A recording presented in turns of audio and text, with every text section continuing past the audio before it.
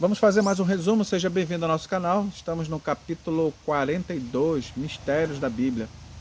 É interessante que a Bíblia é fonte de autoridade importante para a nossa orientação, comportamento. Há muitos conselhos bíblicos, mas há também uma limitação. Mas é o suficiente para a nossa salvação e nossa compreensão. Tudo que nós temos está ali. A natureza tem muitas verdades sobre o Criador, mas a Bíblia esclarece com mais detalhes, ricos detalhes. Então é interessante que nós temos que explorar as Escrituras a todo momento. Não ficar somente com aquilo que você já sabe, com aquilo que eu sei. Então na Bíblia tem o caráter divino, né? E há muitos mistérios que poderão ser compreendidos se nós formos buscar. Nós somos seres finitos e a Bíblia tem um conhecimento finito, mas Deus deseja revelar-nos coisas maravilhosas. Só que a nossa capacidade é limitada, tá certo? É uma linguagem simples que foi escrita em linguagem humana, pessoas falhas, mas que serve para o nosso conhecimento e reconhecimento que nós somos pequenos diante de um Deus maravilhoso. Então Deus é uma luz inacessível, né? Mas ele é inacessível não é porque ele quer, é porque ele é inacessível. Nós precisamos buscar. Se você quer casar com alguém, você precisa se preparar, né? Para esse dia. Você quer conhecer a Deus? Nós precisamos se preparar. Preparar nossos conceitos, nossa mente se lavar, né? Para estar diante de um Deus maravilhoso. Você não se prepara para ir diante de uma autoridade, então você tem que se preparar, né? Para como é que você vai falar. Você não vai chegar lá e falar qualquer coisa. Imagina de um Deus maravilhoso. Nós temos que se preparar. Deus deseja, né? Revelar muitas coisas profundas, de importância. Mas nós temos que ter um relacionamento com Deus, né? Sobre o governo dele, sobre o destino dos homens, a entrada do pecado, a encarnação, regeneração, ressurreição. São muitos mistérios, demasiados complexos, mas Deus deseja nos revelar para nós humanos. Mas Deus deu a Bíblia como evidência da sua vontade e jamais devemos duvidar do poder da palavra de Deus, porque isso é uma causa de desgraça na humanidade. Principalmente você crente, desconhece, né? Eu estudei muito a Bíblia e começo a ver vídeos por aí de pessoas detonando a Bíblia.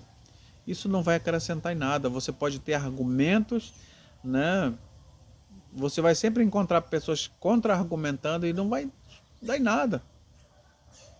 Você pode ter argumentos para tudo ali, mas esses argumentos são fajutas, não fazem você crescer espiritualmente, não tem fundamento espiritual, você não tem uma âncora nesses argumentos. Tá certo? Então nós precisamos, com sinceridade de coração, buscar crer na palavra de Deus, na autoridade dela. Agora, existem muitas pessoas que torcem, né? Deus falou isso através da Escritura, você tem que fazer tal coisa, tem que trazer seu dinheiro para a igreja. Isso aí é um problema. Primeiro estude a palavra de Deus antes de ouvir esses homens falando, né? As Escrituras desvendam a verdade de um Deus criador, na simplicidade da linguagem humana. Então ela é adaptada às nossas necessidades bem humanas, né? Nosso coração, ao nosso coração humano. E é interessante que todos aqueles que aceitarem essas verdades, eles serão grandemente abençoados. E há muitas teorias criadas, escrituras, né? Sobre antes e depois da perseguição, como vai ser a cronologia. Isso é muito ruim, é uma perda de tempo. Isso não vai acrescentar. Briga entre teólogos, né? Sobre isso, aquele outro, isso não vai ajudar em nada. Isso enfraquece, cria mais ânimo, né, entre as pessoas. Ok? Temos que defender a palavra sim, se for necessário, mas às vezes é desnecessário esse tipo de discussão tola sobre filosofias. O apóstolo Paulo aconselhou muito o Timóteo, evite esse tipo de discussões, essas ilusões aí, só prejuízo. A Bíblia deve ser aberta, né, com reverência e oração. Poderá fortalecer. Interessante, né, ter um ponto aqui, que se eu começar a ler a Bíblia só lendo porque eu entendo, eu quero ler pela leitura simples, sem pedir oração, isso aí é um problema, né?